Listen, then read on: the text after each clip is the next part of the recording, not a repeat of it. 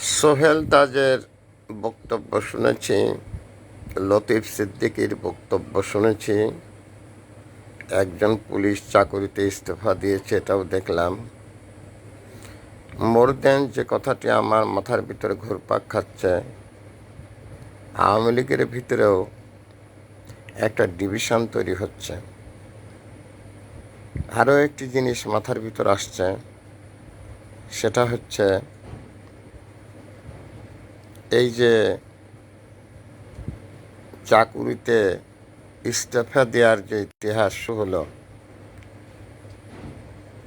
এখান থেকেই বেরিয়ে যাবে বিএনপি সেন্টিমেন্টাল বা আওয়ামী লীগ সেন্টিমেন্টাল যে চরিত্রগুলো আছে সেটা ক্লিয়ার হয়ে আসবে, জাতির সামনে উন্মোচিত হবে এবং সবাই ভালোভাবে উপলব্ধিতে আনতে পারবেন যে যারা ইস্তফা দিচ্ছে তাদের প্রকৃতপক্ষে মনের অবস্থা কী এবং তারা কোন দলভুক্ত।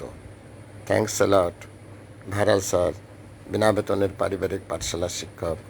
মোবাইলে কন্ট্যাক্ট নাম্বার 01935204804। এটা আমার বিকাশের নাম্বার। আমি একটি বিনা বেতনের পারিবারিক পাঠশালার শিক্ষক। মোবাইল কন্ট্যাক্ট নং 01935204804। এটা আমার বিকাশের নাম্বার। আমি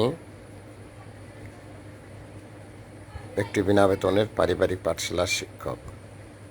আরেকটি বিশেষ জিনিস চোখে পড়ল, জামাত শিবির নিষিদ্ধ।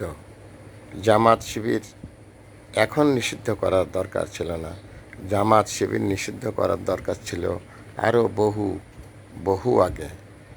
আজ কিন্তু জামাত শিবির নিষিদ্ধ করলেও তারা রাজপথে থাকে।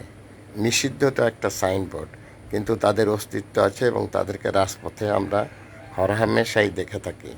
Thanks a lot, viral sir.